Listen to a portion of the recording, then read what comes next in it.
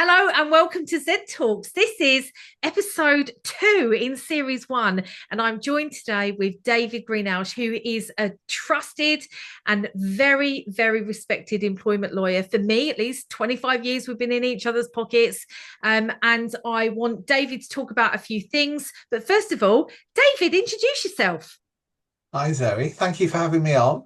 Can't believe you've only chosen me for issue number 2, not number 1, but I'll live with that. Lovely to be on. Yes, I'm an employment lawyer. I've been doing it for 35 years now, acting for senior executives, employers and employees. So seeing it from both sides. Yeah, happy to have a chat and see where we get to today.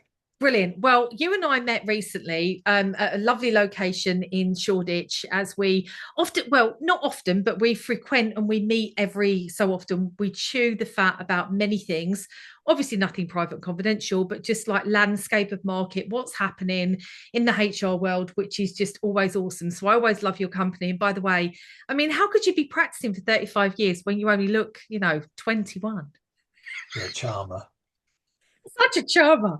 But anyway, so well, one of the things that I wanted to ask you about, I think we're in a time of a lot of change, and I don't think that's going to really go away. Not certainly with a lot of the technological advancements and everything happening in that way. But really, what's burning in your world at the moment? Would you like to share with us what's kind of happening, what challenges you're facing or trends that you're seeing? Yes, I mean a lot of the work I deal with is repetitive in the sense of it's the same issues coming up time and time again, and have been coming up time and time again since I started practicing. So one thing which always comes up and it continues to come up regularly is it's the disconnect around appraisals and around people, managers often being too scared to give honest feedback, and then how that then rolls forward and causes issues later, particularly where employees are then challenged around performance where it's not been brought up with them properly before, and especially in the context of an exit where the employee will often take that, be shocked by the feedback. So that's something that keeps coming up. And just generally, yeah, so around appraisals, feedback, redundancy consultations. There's been a recent case around considering an employee at risk for suitable alternative employment. So that redundancy process is always interesting, and there are always new cases coming out of that. So those are two things which I'm finding interesting at the moment.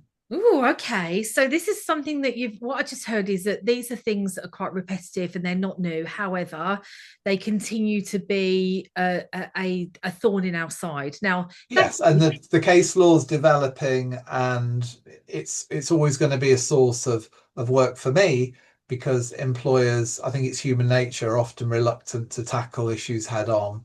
And obviously, I know there's training. I think you've delivered it, Zoe, around having difficult conversations. So it's something that managers often need upskilling on. But even then, often that human nature is you don't necessarily want to have a difficult conversation and tackle somebody head on about their performance, and maybe it's easier just to give them a tick on the appraisal box and to park it for to be dealt with later. yeah, yeah. Well, I've been on the other hand, I've been on the other side of that, which is Yeah, yes, where managers and I say it's not an HR problem, it's a company problem, it's a leadership problem, it's a people yeah, manager problem, because typically I've always been in a situation where I've given the support to the line manager of the people or the person, whatever it might be, and they kind of skirt around the issue. And I don't know that because I'm not always in those meetings. yes. So it's a little bit he said, she said, they said, and becomes quite hot potato. So I guess you're reminding me that throughout my career, I've often experienced this as well.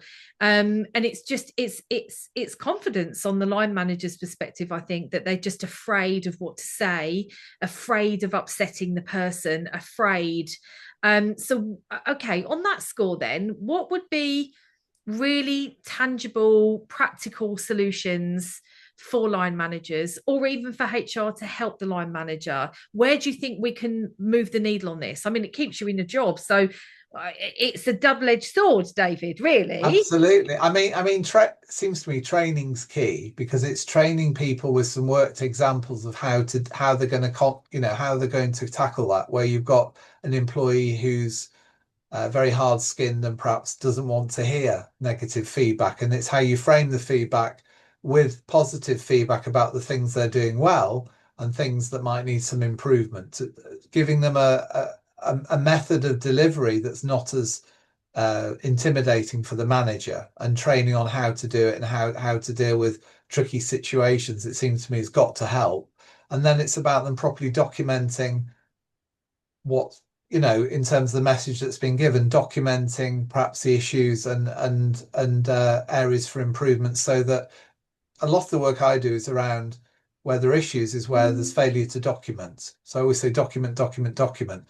Everything needs to be documented as far as possible, because that's when you need the documentation, where you get to a situation where perhaps performance drops to an unacceptable level. Perhaps you need to start looking at a performance improvement plan. Perhaps there's a redundancy exercise where people's performance becomes relevant in terms of scoring, or perhaps it's an exit conversation where you need to give the rationale for why somebody's being exited, and you need to give the proper business reason, so you don't get employees saying, well, actually, I think it was something in relation to discrimination or something like that. Where you've got a solid business reason around performance, you need to be able to document that. So if you're ever challenged, you've got the evidence ready. Brilliant. So we're going to go into what might be considered quite controversial, because you know that I love that, and our listeners will probably like that as well. So I'm going to smile a little bit and kind of go, right, okay, AI. So AI, for those that may not know, you have what we call note takers now. So note takers can come into online meetings and transcribe and record the meeting, right? So there's a couple of things here, which is that's on the assumption that we're doing an online meeting. So my question would be, would it be better for these conversations to be held online so that we can record them in their true nature, that's not modified, and that we can absolutely use that as a paper trail? Is that ethical? Is that okay?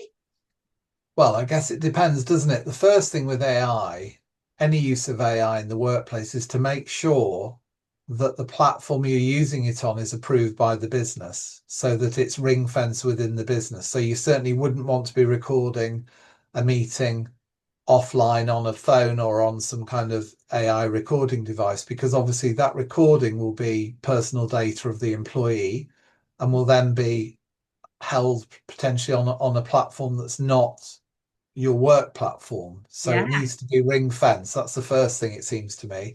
And then it's a question of, do you want the whole meeting recorded? Because obviously that goes, but there's two ways to look at that, because managers may not necessarily always say the right thing all the time. So it might be better to have a kind of summary of the points that come out of the meeting that you then send to the employee on an email, rather than have the whole meeting recorded.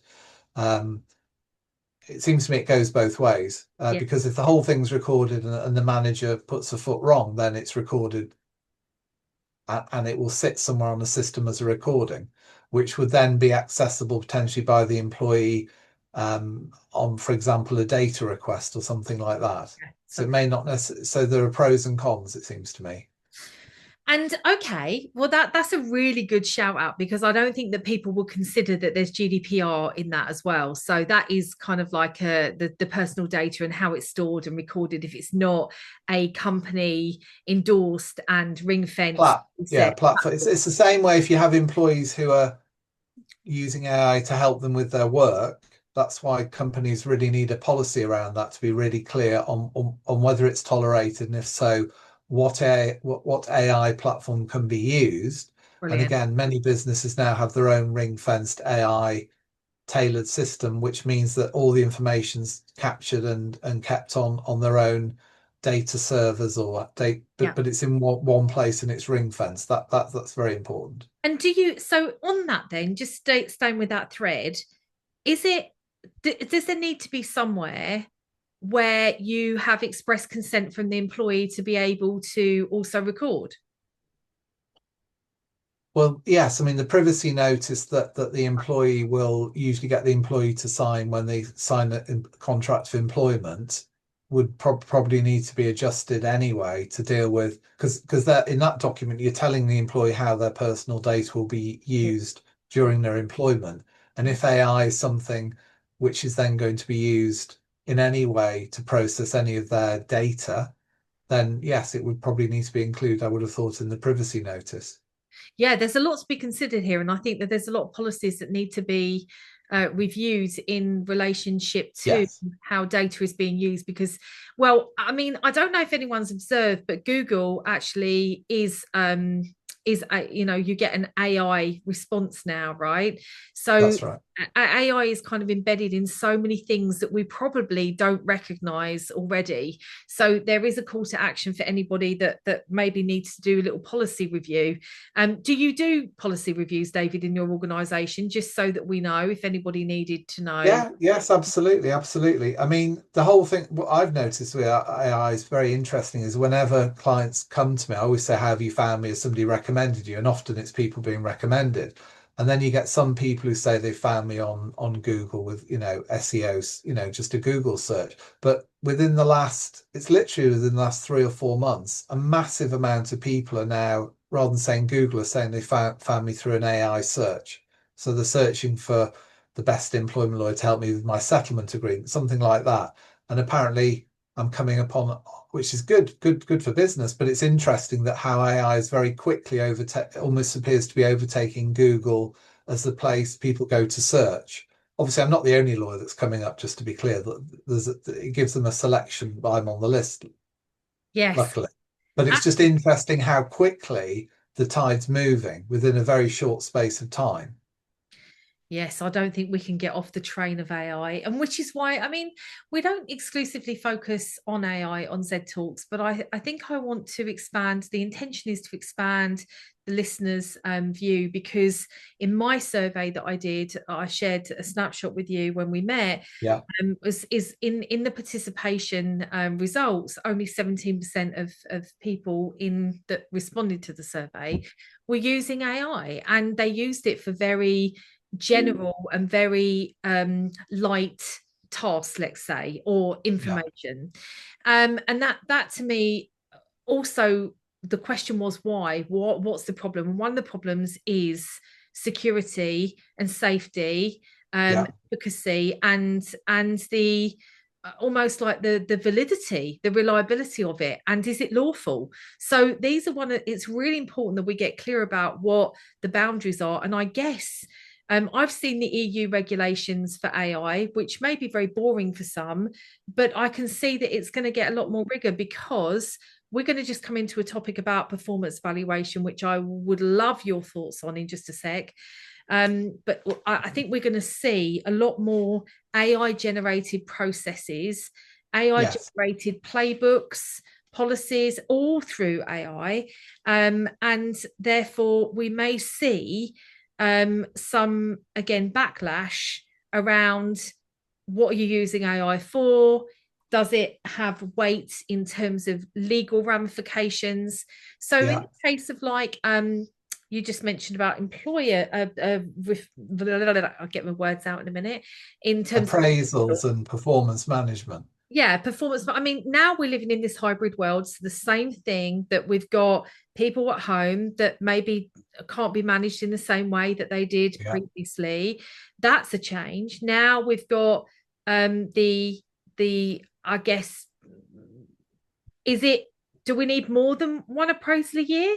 Do we need appraisals? Are they appraisals? Are they pulse checks? Like, how do we need to move the needle so that we get better in evaluating our appraisals? And how might AI be involved in that, or the impacts of that? Just thoughts, general thoughts. You might not have case studies. Well, I mean, probation seems to go often horribly wrong because often businesses don't, smaller business in particular, don't always remember to diarise probation properly, and they don't manage people properly in the probation period again. So people are often left to the end of the probation period and they won't be kept on.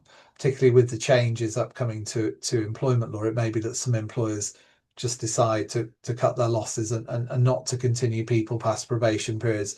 if they think that the government is going to proceed with the change in unfair dismissal rights down to, to day one rights. So, but often probation is not properly managed, and people are allowed to drift on through probation. It's not really taken as a serious way of checking whether people are fit for purpose going forward. And sometimes when I get involved in cases, I think, well, had that person been appraised properly during the probation period, they probably shouldn't have ever got past probation. Mm. So, and then it's just a case of performance generally. Obviously people are busy, and ideally you want regular one-to-ones, as well as, it's not just the annual appraisal should be ongoing throughout the whole year, and little and often, it seems to me, so that there aren't any shocks, so that there can be honest conversations about things that people are doing well and things that people need to improve, so they have the opportunity to improve without being ambushed with a whole avalanche of complaints if that's the way it's going. So I think anything that helps that process, that makes that process more interactive and takes work off the manager. But obviously the manager's going to have to deliver the messaging for it to work, and that manager needs to have the tools to be able to do that. So maybe there is room for some kind of AI way of helping managers manage the appraisal process. And it's more than just diary reminders, it seems to me. It should be, perhaps AI could update the manager on what the last feedback was, what the goals were, what might, just basically to help the manager to review what they've done so far, what's happened so far over the year, maybe in one-to-ones, and then to think about what this next one-to-one or appraisal needs to cover, and get them up to speed quickly and with some ideas for things that they might want to suggest if performance is not going as well as they'd hoped. Yeah, it strikes me that AI is the tool to help sort of coordinate, but ultimately the line manager has to have that level of Yes, conversation. It's you, unavoidable. you've got to have that human delivery for it to work. That's the danger, of course, with AI. It lifts it from being a personal interaction, HR, human. It's that human interaction, isn't it? That the more you AI, potentially you're just moving away from human interaction, and you lose the magic that goes on in a business and why people want to stay there, because they no longer feel the love for the business and the brand, the more they get moved away from the people in the business and the core of the business. So that's the risk of AI. And also, of course, it's that whole thing about bias, because AI is only as good as what's being inputted into it and who's inputting it. And of course, we know that some decisions around employment, if there is bias, perhaps sex discrimination bias or something like that, and that taints the AI modeling, Yeah. then the whole process will be tainted. So you're not really improving anything. I think that's a misconception as well, actually. So I'm going to touch on that for anyone Go reading, on. listening, is that, the bias is only as biased as the person that's inputting, and we've all Yeah. got bias. And what is normal to one is not normal to another. Now, the law can be quite black and white. We know that. But there's also a nuance, and there's also a variation narrative context behind why people say and do the things that they do. And I agree that bias is, I think we're going to still have a way to go to help that. But AI is trainable, and it trains because it learns patterns, but it doesn't determine if a pattern is good or bad. No. It just does the patterns. So we need to be aware that unless we So, quality. so if the pattern's bad, then it's just proliferating Yeah. the pattern. Yeah. Yeah. Have you ever had, so I'm curious about this. Have you ever had a case about a chatbot gone wrong? Chatbot gone wrong. Yeah, so a chatbot's been embedded like a HR operations, and it's misadvised, and you've had a case where somebody's claimed because there was, misinformation. No, I'm sure it's happened. I mean, I've come across AI in the sense of people have been using AI without telling the organization. And then it's become apparent for whatever reason that's how they've been doing the work, and that's caused issues. But often, as I said, the employer's not always crystal clear with employees on what's allowable and what's not. And of course, an employee under pressure trying to deal with work deadlines, if they find a way to do their work more quicker and get through more, then of course they'll be very tempted to use it. So I can see why, but I've not had the chatbot situation. I'm sure it must It happen might all come the up time. somehow. I think it's only a matter Yeah, of time because one of the things that I talk about is putting guardrails in. And guardrails may mean, listen, if you've got an organization where you have chatbots and chatbots are giving information around all sorts of common things. So if you look at your FAQ, I always would say to any HR team, what's your normal questions you get over and over and over and over and over yeah, again? And repetitive things. Put in AI that can help answer those repetition because that will cut down your time.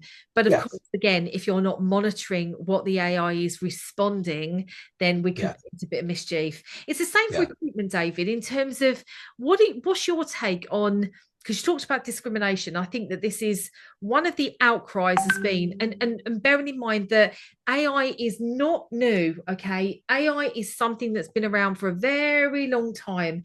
Yeah. And using ATS systems that have controls in them to select, to do whatever they do. This is not like the past year, this is years. Yes. Have you had many instances where, yeah, it's been a problem with recruitment? Well, there's certainly been cases around that. I mean, I have had cases where employers, well, both sides, where employers have been sued for discrimination around the whole recruitment process, and often um, it will come down to whether the employer can document the process to be able to demonstrate that the reason why people have not been accepted or offered is objectively nothing whatsoever to do with any kind of discrimination. And that's when it comes back to what was your process? Can you document the decision that everyone was treated equally in terms of their application and no bias came in and there was no discrimination?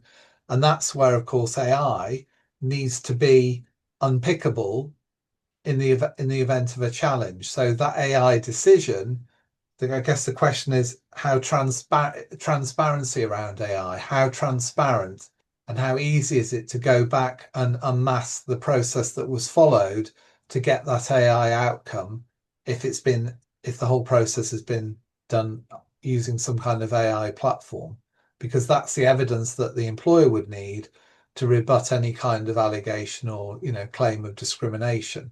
And I don't know to what extent that's unpickable and available to the user. I don't know if you come across that. I don't know to what extent, if you use AI, can you go back and get the data out to see how that decision was taken? Well, yes. Yeah, there should be Okay. some trace of, I mean, in terms of the platforms that are used these days, there is without a doubt, traceability of that. Okay. I wonder how this might drive in future of access requests, because people would need to see the access request to get that data to evidence and show if there's been any discrimination. So that makes me think, ooh, there's another, Yes. we might see a more increase in in subject access. There's In SARS, aren't they? subjects Subject access access. request, Yeah, because yeah, if it's in within an AI platform, it would become searchable. Of course, the benefit of AI and technology, of course, is that all these searches can be very much automated process. Whereas yes, many years ago, as you remember, you're not as old as me, obviously, but I mean, it would literally be a physical process of searching. And now, yes, of course, on an AI search, you can apply certain key search terms. Everything can be automated in a way that makes it much easier. And AI can, I'm sure there are programs that allow AI to filter through data requests to take out any exemption material and things like that. I would probably always recommend there's some human checking over that. But in terms of speeding up the process, I'm sure that's available. As it is in terms of, court processes and discovery of documents, a lot of the process can now be automated. yeah. And I think that, so one thing I stand by for anyone listening that may be shaking their head going, AI shouldn't be involved in recruitment. I don't think any AI should be involved in any decision making at all when it comes to selection of who's best for a job, I mean, AI, in some way, we can correlate it to an assessment, right? So we can Yeah. say, An assessment is trends, patterns, data, all put together, depending on your answers, gives you a profile type or an assessment of. And so I think that in some way is very similar, that you shouldn't be recruiting somebody based on an assessment result, or whatever it might be. And again, that's not new, that's been happening a long time. It's an indicator, and that's what AI can do, is great aggregator of information, analysis, all of that good stuff. It doesn't take away the decision. So it can do comparison brilliantly, data analysis. What it can't do is make the decision.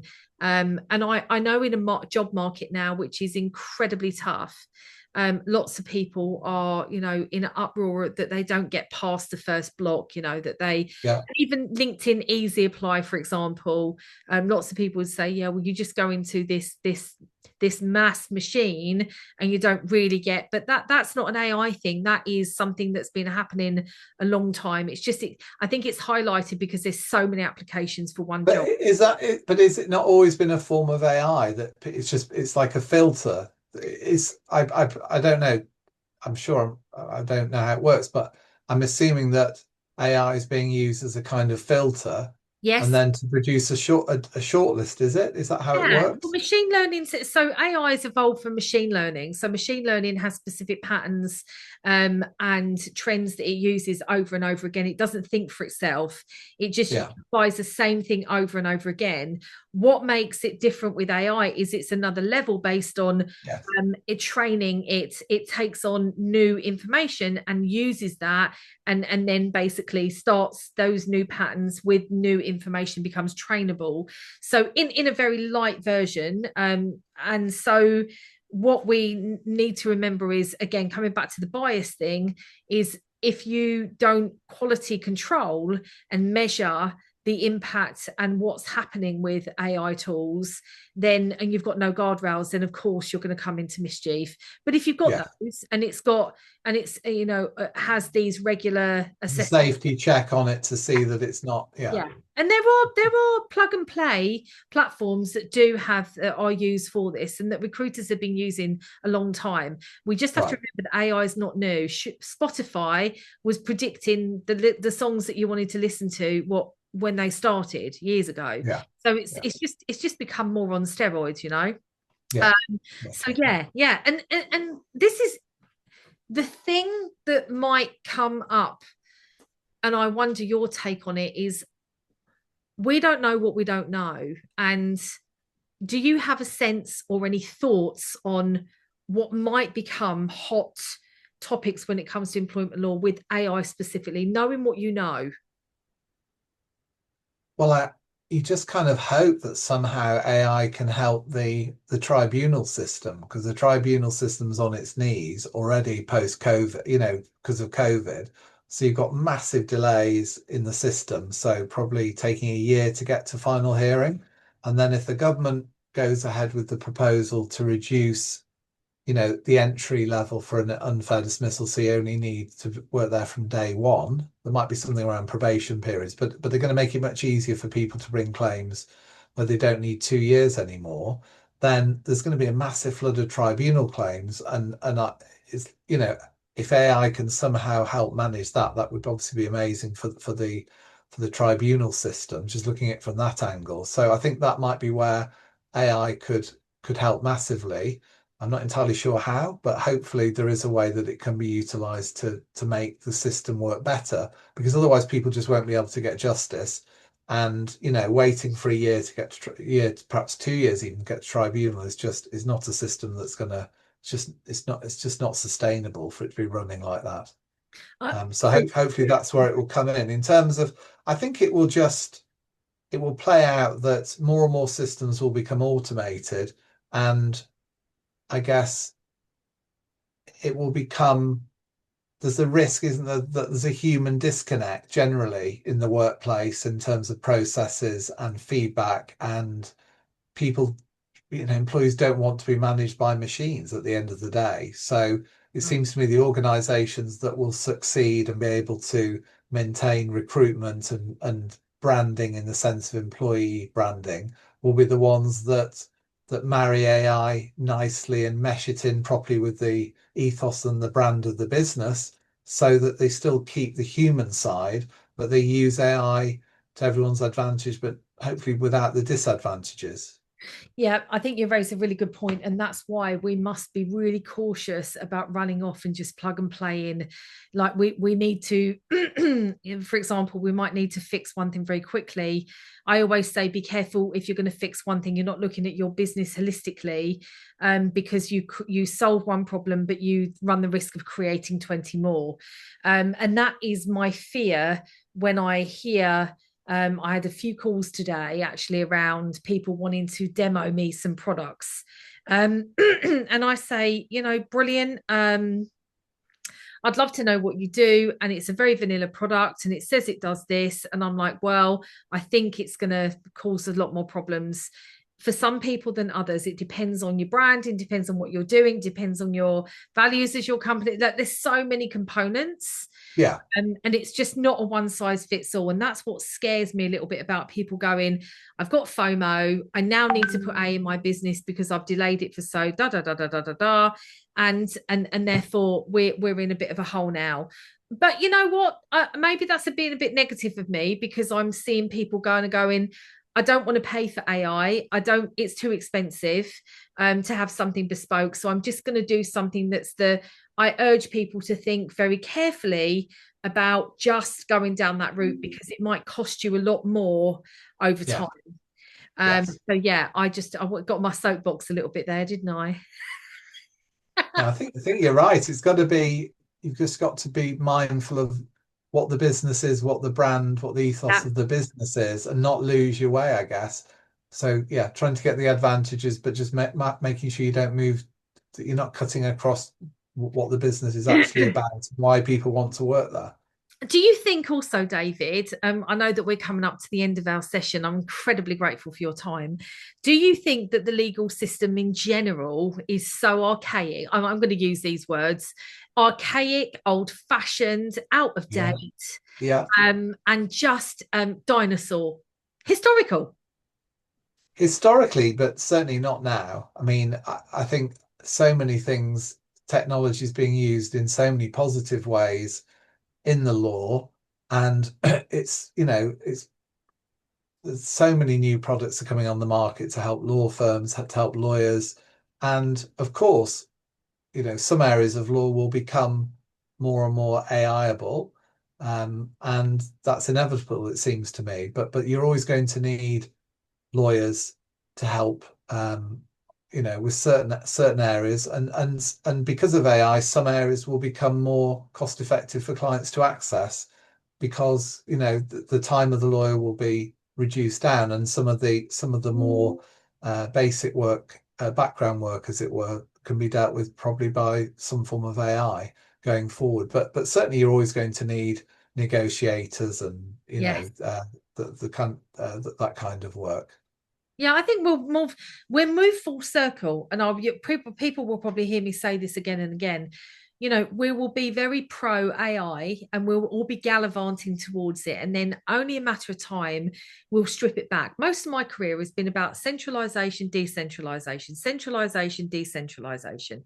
That brings about change, organizational change. This is another organizational change about how we work, and I guess to some description, it will come full circle that it will be back in human. Already, we're seeing people being driven to the workplace, back to the Yeah. workplace. Because why? Because we're more well. Well, there's a couple of statistics here. According to ONS, Office of National Statistics, we Yeah. are more productive than ever, but we've got the worst mental health than ever. So Yeah. that when we look on balance of that, why do we want to come back to a workplace? Well, because it's healthier. It will be healthier for us because of human connection. So I'm convinced that there's a balance. I'm convinced that we shouldn't. I think that we're a bit like plants as ourselves. I'm a shrub. You might be an orchid or a cactus, because when you know what kind of plant you are or flower, and I know this seems a little bit off topic, so follow me just for a second. Wrong. If you go to a garden centre or nursery and you look at a plant, it's got a little plastic thing in it that tells how much water, how much sunlight, what the Yeah. conditions that the plant needs.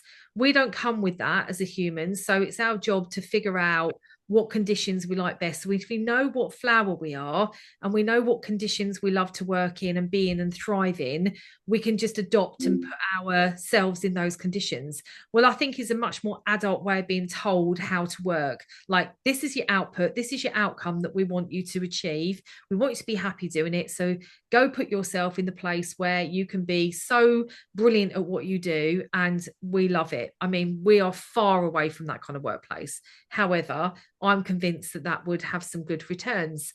Not science-based, of course, but what would your view be on that, David, if we thought along the lines of that? I just think I agree. You want to get the best out of people and you want people to love their work and being at work or doing the work. But I guess sometimes people don't necessarily know what's best for them. Fall out of COVID, I mean, we are a tribe of people, and we're supposed to be with other people. And I think for some people, being at home, working from home is probably not in their best interest, but they may not necessarily understand that or may not appreciate it. I'm not a fan of presenteeism for the sake of it either. So, but also what I have seen is that where you've got people working from home, the generation of up and coming employees are just not getting the access to the knowledge and to the just by osmosis of being around the more senior employees because they're not there because they're working from home. So there's a massive knock-on effect for the younger generations upcoming because they're just not getting access just by being in the same room or by overhearing or being asked to step into a meeting where people are not physically present and people are not necessarily as visible when they're not physically present. So I think there are, I can see the pros and cons. I think it's a really difficult balance. But I can also see why some companies are taking the approach of making people return because that company's either decided that people aren't as productive, rightly or wrongly, or that actually it's better for everyone to have at least a certain period where people are together, working together as a tribe. Yeah, and that comes full circle back down to then appraisal stuff. Like, how do you really monitor how somebody is? I mean, I use OKRs for those that don't know that. In the clients that I have at the moment, I use objective key results, which is it's a collaboration goal setting methodology. And this takes the onus away from an individual. Everybody understands very transparently what their goals are and that they have unified goals. We lose, we win. It's not an I, it's a we. Yeah. And that makes it much easier to see where performance is going really well because the employee has to feed into those what I say the OKRs. They have to have their say of what their contribution is. So it's almost like they're saying, well, this is what I'm going to do in response to the goal that you've set. So it makes it a little bit easier for them to apply what they see, they feel as their contribution, and they're less likely to go off the boil, as I might say. Yeah. But I do think that has a massive, being working from home, or remotely, should I say, has a massive impact on appraisal evaluation. And that is archaic. I don't think we've caught up yet with a modern system that is evaluating output rather than effort and where you're working. I'm not sure. So, and you know what, maybe somebody will have a comment on that or have some view on that. And I'd love to know or discuss with somebody about this because I think it's Yes. quite a juicy. How you capture how people are doing if they're not physically present. How do you capture that? Absolutely. And I know for remote teams, I can't get into the nuts and bolts of who and what, but I No. have known teams of people to really struggle. If you look at the old Tuckman model, which is forming, storming, norming, performing, Yeah. mourning, we're more in mourning than we are in anything else because we haven't got it right. We haven't got the blend No. right. And so I'm seeing a lot more disharmony, which I think has I'm not statistically driven here. I can't draw the correlation because I haven't got written a paper on it, but I believe Mm. that that is affecting mental health. And so one drives the other. If you're not happy in all areas of your life, then it Yeah. affects all areas of your life. And it's also hard to pick. I mean, people are creatures of habit as well. So if people have been working from home and they've got used to that, even though it may not necessarily always be in their best interest to be in that environment, the problem is they're then used to that. And it's very difficult for to then say to people, come back to the office because they perceive that to be an erosion of their freedom. And it's a very difficult thing to do. And And that's why some of the employers are doing it so hardline, I guess, because yep. they've just got to insist on it. Well, Um, and they have to. I think that when we live bureaucratically and kind of allow people to just, plant themselves, we do need structures. The creatures of habit, we need structure, we need frameworks. Do we need to be micromanaged? No. At no, the same time, we do need to consider that we've got Generation Z and Alpha coming in our workplaces, which have very different habitual yeah, characteristics.